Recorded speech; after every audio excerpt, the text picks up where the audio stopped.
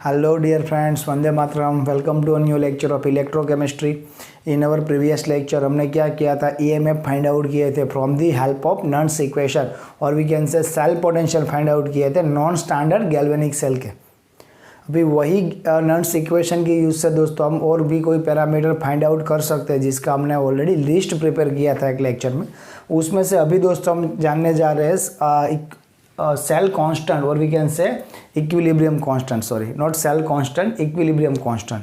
So equilibrium constant हम नॉन्स equation की वजह हेल्प से किस तरह से फाइंड आउट कर सकते हैं वो पहले हम थ्योरिकल देखेंगे and then help of the theory हम क्या करेंगे उसको कैलकुलेट भी करेंगे। बट उससे पहले दोस्तों हमको याद होना चाहिए व्हाट इज़ इक्विलिब्रियम कांस्टेंट। आपने 11th में पढ़ा था कोई केमिकल रिएक्शन जब इक्विलिब्रियम स्टेज में आएगी, आई मीन टू से रिएक्शन में एक ऐसा टाइम आएगा जब concentration of product and the concentration of reactant should be constant और कांस्टेंट हो जाएंगे। जब भी वो दोनों के कॉन्सेंट्रेशन कांस्टेंट होते हैं तभी दोस्तों उन दोनों का ratio concentration of product divided by concentration of reactant, उसको हमने क्या किया था, उसको हमने बोला था इक्विलिब्रियम कांस्टेंट। तो इक्विलिब्रियम कांस्टेंट यहाँ पे देखेंगे।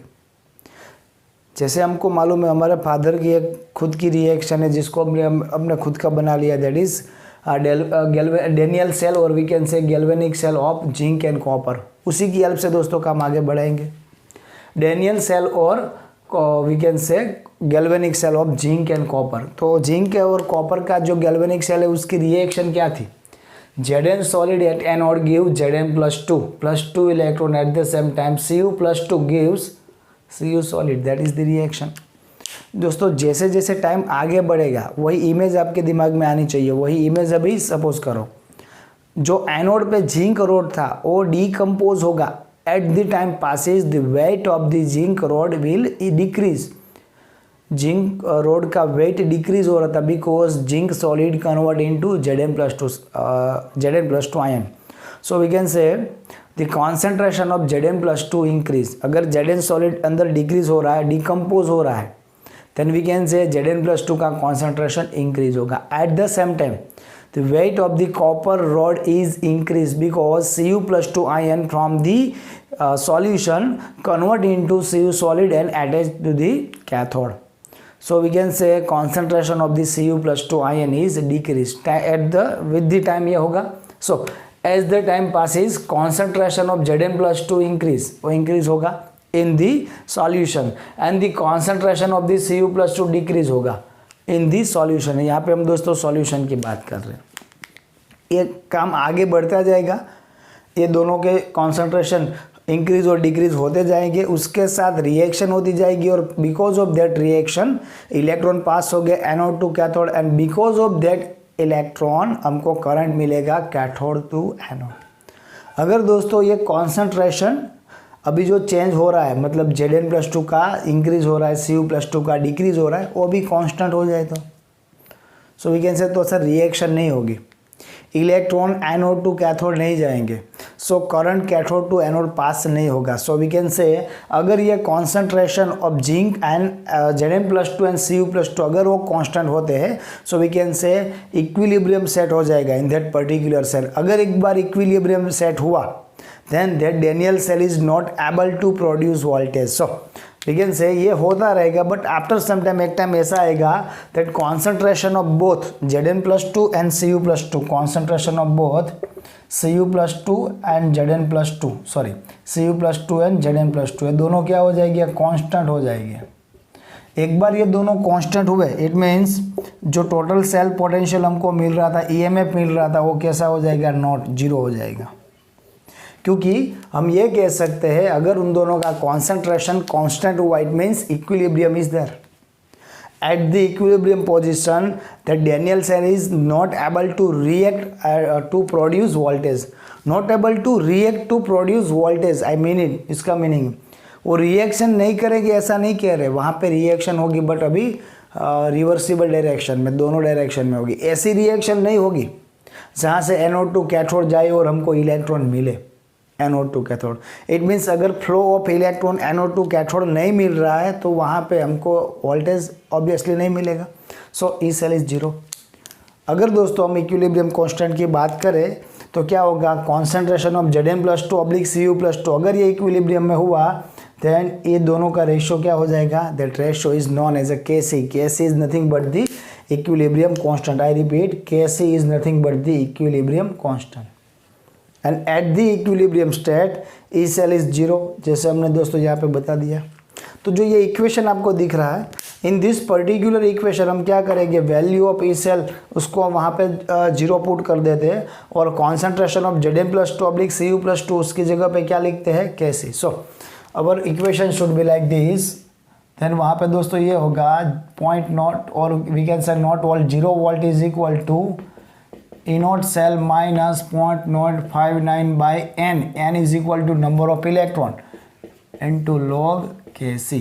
ये होगा. अभी दोस्तों यहाँ पे हम क्या करेंगे, अभी यहाँ पे देखो सॉल्यूशन क्या होगा. ये ई सेल को अगर मैं उसकी साइड चेंज करूँ, अगर ई सेल यहाँ पे आ जाएगा, यहाँ पे पॉजिटिव फॉर्म में, यहाँ पे आने के साथ नेगेटिव होगा. सो क्या बनेगा, हमको क्या मिलेगा, हमको मिलेगा minus 0.059 by n into log Kc is equal to minus E not cell. ठीक है, कुछ इस तरह से फॉर्मूला मिलेगा. अभी दोस्तों यहाँ पे हम क्या करेंगे, दोनों साइड के माइनस माइनस कैंसिल कर सकते हैं. So 0.059 upon n into log Kc is equal to E not cell. अभी दोस्तों अगर यहाँ पे हम log Kc फाइंड आउट करना चाहें, क्योंकि we want to find out value of Kc, so log Kc is equal to n यहाँ पे क्या जाएगा ऊपर, 0.059 क्या आएगा नीचे. So log Kc is equal to E not cell into n divided by 0.059. So ये फॉर्मूला टेक्स्ट बुक में दिया गया है जो आपको याद रखना है as per as text book. But दोस्तों यहाँ पे और एक चीज़ हमको दिमाग में होनी चाहिए जो थोड़ी एक्स्ट्रा, यू कैन सी, ये 0.059 वैल्यू कब आई थी, जब 2.303 R into T upon F, जहाँ पे temperature is equal to 298 kelvin था. क्लियर है. जब दोस्तों टेम्परेचर 298 केल्विन था तब हमको 0.059 मिलती थी. सपोज कहीं किसी एमसीक्यू में या किसी सम में आपको कंफ्यूज करने के लिए ये लोग क्या कर रहे हैं, तो वैल्यू ऑफ टेम्परेचर को चेंज कर रहे हैं. तो दोस्तों हमारा इक्वेशन ये होना चाहिए, log Kc is equal to E not cell into n divided by 0.059. 0.059 नहीं लिखना, यहाँ पे लिखना है 2.303 R इंटू डी. एफ को हम क्या लिख सकते हैं, ऊपर लिख सकते हैं दोस्तों 2.303 RT अपॉन एफ, उसको मैंने ऊपर लिख दिया.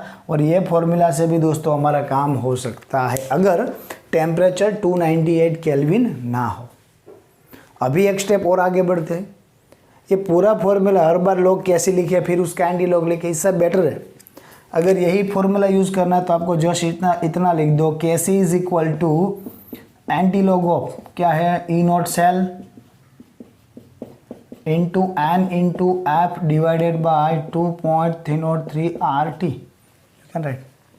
अगर ये फॉर्मूला है जहाँ पे temperature T is equal to 298 kelvin है, तो दोस्तों हम उसके लिए ये लिख सकते हैं Kc is equal to anti log of E not cell into n divided by 0.059.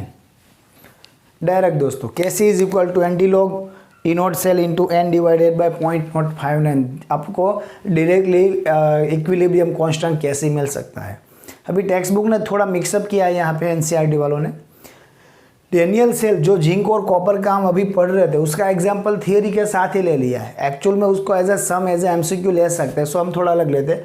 But यहाँ पे हम क्या करते हैं, इसका standard cell potential standard EMF 1.1 volt है, that we know, and n is equal to 2, that also we know particular for this reaction. So दोस्तों यहाँ पे थोड़ा टाइम बचाते हुए हम क्या कर सकते हैं, अगर for Daniel cost of zinc and copper आपको कैसे फाइंड आउट करना है, देन अगर ये फॉर्मूला यूज करें we can write equilibrium constant Kc is equal to anti log of E not cell into n divided by 0.059.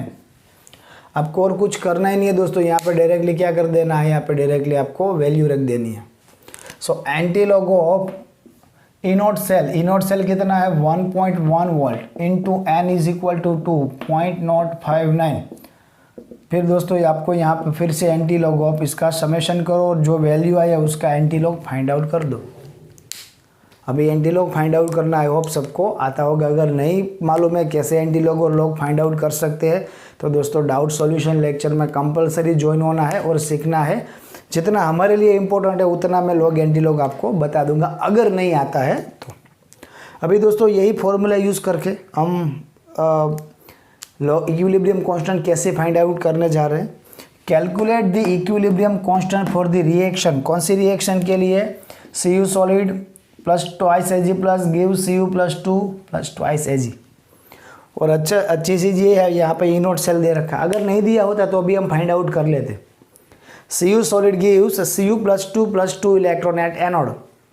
Twice Ag plus 2 electron gives twice Ag at cathode. That is the reaction. So we can write N is equal to 2 over here. N is equal to 2. E naught cell is equal to 0.46 volt. So what is the formula for Kc? Kc के लिए हमने क्या formula derive किया है? Formula for the Kc दोस्तों हमने derive किया है Kc is equal to antilog of, यहाँ पे जगह बचाने के लिए मैं यहाँ पे फॉर्मूला नहीं लिख रहा हूँ। Kc is equal to anti log of. Sir यहाँ पे 298 केल्विन नहीं है तो हमको क्या करना है? जब भी दोस्तों 298 केल्विन दिया हो या ना दिया गया हो, अगर 298 केल्विन लिख के रखा है then you can use this formula. अगर कोई भी टेम्परेचर का वहाँ पे टेम्परेचर नाम का कोई इन्फॉर्मेशन है ही नहीं तो अभी आप 298 केल्विन लेके कैलकुलेट कर सकते हो। और अगर अलग से कोई ऐसा टेम्परेचर दिया गया है जो 298 केल्विन नहीं है तभी दोस्तों हम ये फॉर्मूला यूज़ करेंगे। यहाँ पे दोस्तों कोई टेम्परेचर की बात नहीं है, so we assume that temperature is 298 kelvin. So और formula is antilog of E not cell into N divided by 0.059। E not cell is equal to 0.46। E not cell is equal to 0.46 into n, n is equal to 2 divided by किससे हमको divide करना है? Divided by 0.059। So 0.46 into 2 divided by 0.059 is equal to 15.6। Anti log of 15.6। बस यहाँ पे दोस्तों ये 15.6 exact 15.6 नहीं है, एक्चुअली 15.58 समथिंग है, उसको मैंने 6 कर दिया है। तो इससे हमको इजी क्या पड़ेगा? एंटी लॉग फाइंड आउट करना इजी पड़ेगा। 15 पॉइंट ये प्लस वैल्यू है उसको मैंने डायरेक्टली 10 का पावर दे दिया 10⁻15 पावर। और 0.6 का एंटीलॉग आपको जो मिलेगा, जो 3 या 4 डिजिट मिलते हैं उसमें से फर्स्ट डिजिट के बाद हमने पॉइंट रख दिया है। So Kc is equal to here Kc is equal to 3.92 into 10⁻15। ये दोस्तों हमारे टेक्स्ट का एग्जाम्पल है, एग्जाम्पल नंबर 3.2। अभी एक एडिशनल एग्जाम्पल हमने दे रखा है जो हमको हेल्प एक दूसरे की हेल्प से कैलकुलेट करना है। कैलकुलेट कैसे फॉर गिवन गैल्वेनिक सेल। कौन सा सेल है? Magnesium magnesium plus 2 salt bridge Zn plus 2 Zn। So first of all दोस्तों हमको यहाँ पे 2 चीज़ चाहिए। First is E not cell चाहिए and second thing is n चाहिए। एन बहुत क्लियर पता चल रहा है, n is equal to 2 over here. Mg gives Mg plus 2 electron at the same time Zn plus 2 electron gives Zn। so n is equal to 2। अभी ई naught cell के लिए इन दोनों के स्टैंडर्ड सेल पोटेंशियल याद करो। ये ऐसे है रूटीन में, अभी याद रहेगा मैग्नीशियम का -2.36 और 37 यू कैन से, और जिंक का क्या रहेगा -0.76। सो यहाँ पे दोस्तों हम करेंगे E naught cell is equal to E naught reduction cathode zinc का कितना है -0.76 माइनस इसका कितना रहेगा -2.36 और 37 दोनों लिख सकते हैं। सो अगर यहाँ पे दोस्तों आगे सॉल्यूशन करते हैं minus minus plus, so we can write -0.76 plus 2.36 is equal to 1.6 volt. यहाँ पे क्या मिलेगा हमको? 1.6 वोल्ट मिलेगा। अभी दोस्तों आगे बढ़ते हैं। 1.6 है ना, वेरीफाई कर लेना। अगर 1.6 नहीं है तो फिर जो भी वैल्यू आती है वो वैल्यू आपको लिखनी है। इसके बाद दोस्तों हम क्या करेंगे? इसके बाद हमारे पास फॉर्मूला है Kc is equal to anti log of E not cell into N divided by 0.059। क्यों मैंने डायरेक्टली 0.059 ले लिया? बिकॉज वहाँ पे टेम्परेचर की कोई बात नहीं है, और अगर टेम्परेचर की कोई बात ना हो तो उसको 298 केल्विन आप अज्यूम कर सकते हो। आगे बढ़ते हैं दोस्तों। अभी anti log of E not cell is equal to 1.6, N is equal to 2। 0.059। अभी इसका सॉल्यूशन करो और उसके बाद जो भी एंटी लॉग आए वो एंटी लॉग फाइंड आउट करके यहाँ पे कैसी फिल कर दो। You have to complete this given sum. ये सम आपको कंप्लीट करना है दोस्तों। ये बात हुई इक्विलिब्रियम कांस्टेंट की। इक्विलिब्रियम कांस्टेंट के साथ दोस्तों गिब्स फ्री एनर्जी भी हम फाइंड आउट कर सकते हैं। और ज़्यादातर केस में अगर बोर्ड एग्जाम की बात करें तो ये दोनों चीज़ एक ही सम में एक साथ पूछी जाती है। For this particular reaction find out the equilibrium constant and find out the Gibbs free energy. दोनों चीज़ एक साथ में पूछी जाती है। सो दोस्तों आगे पहले हम बात करेंगे गिब्स फ्री एनर्जी की।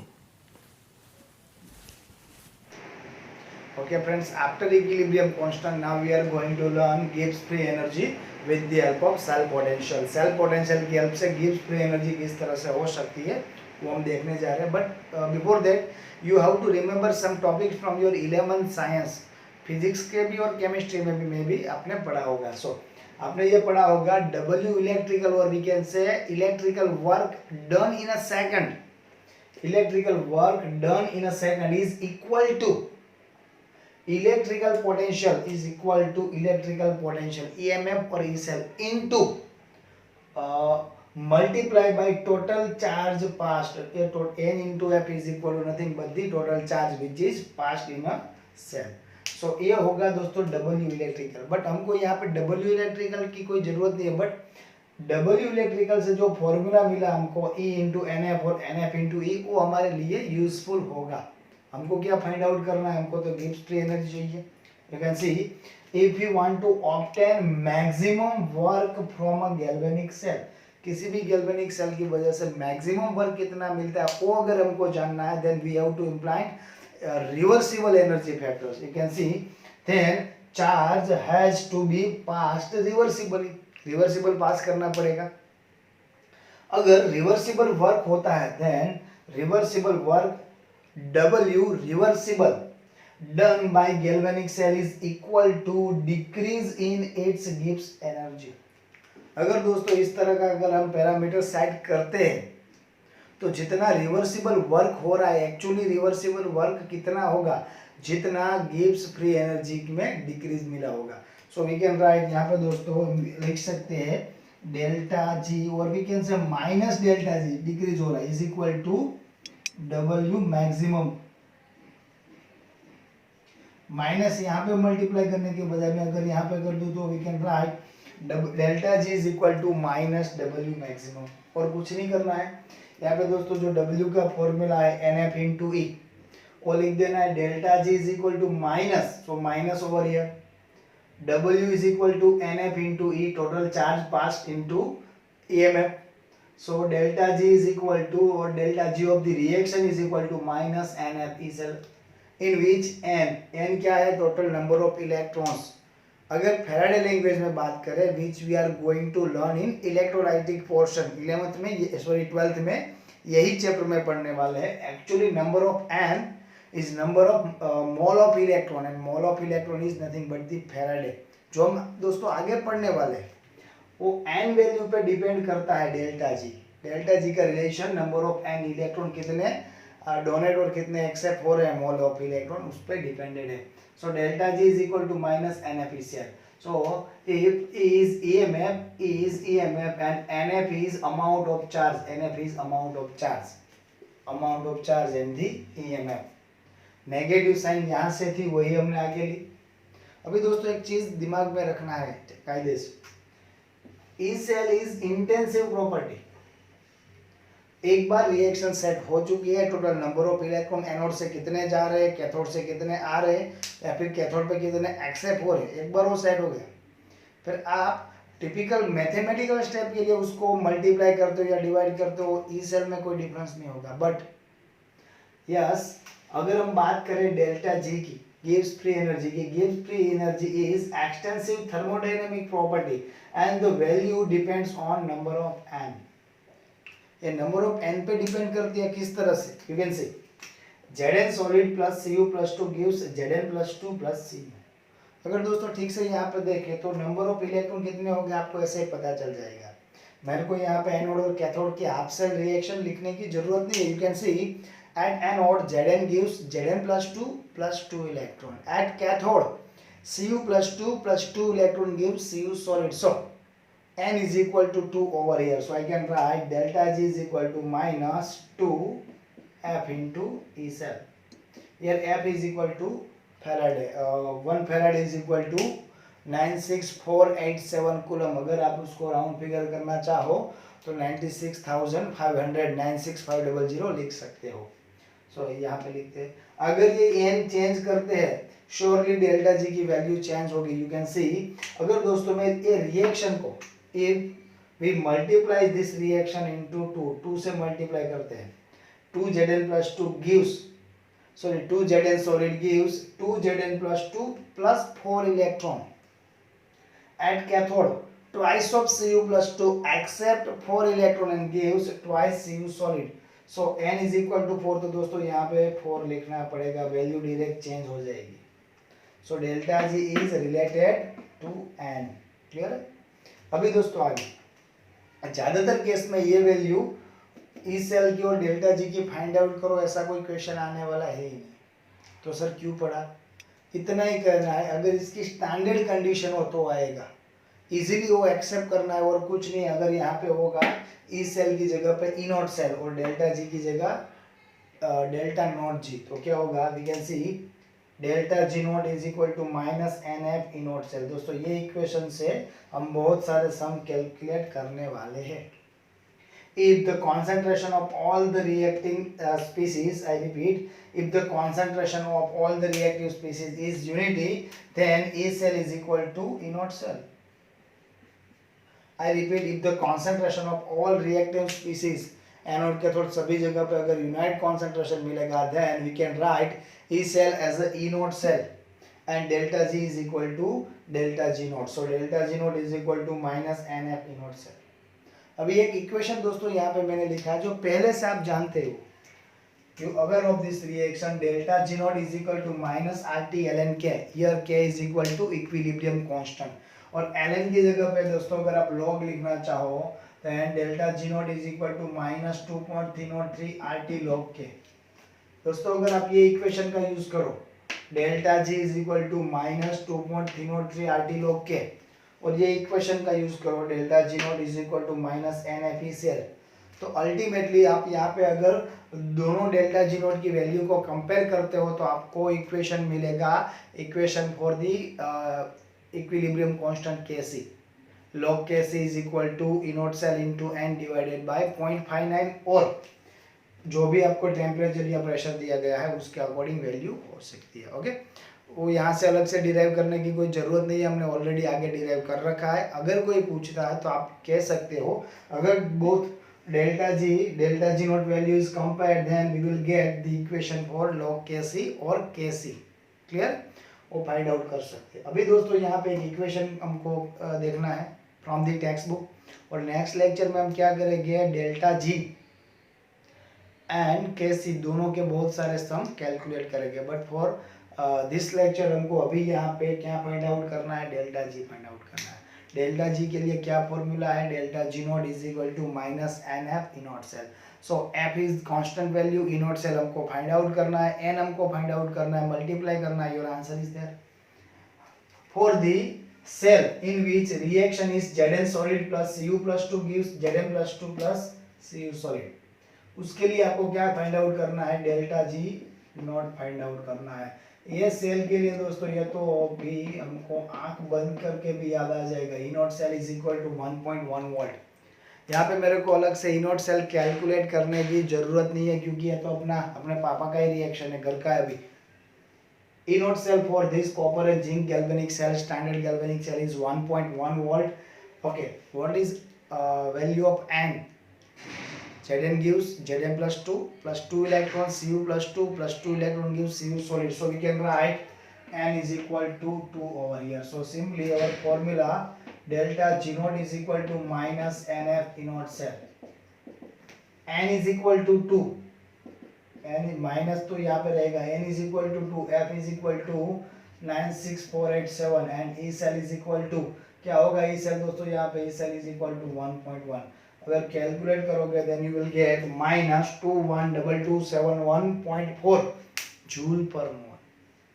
Delta G Gibbs free energy तो जूल में या फिर किलो जूल में आती है, जूल पर मोल।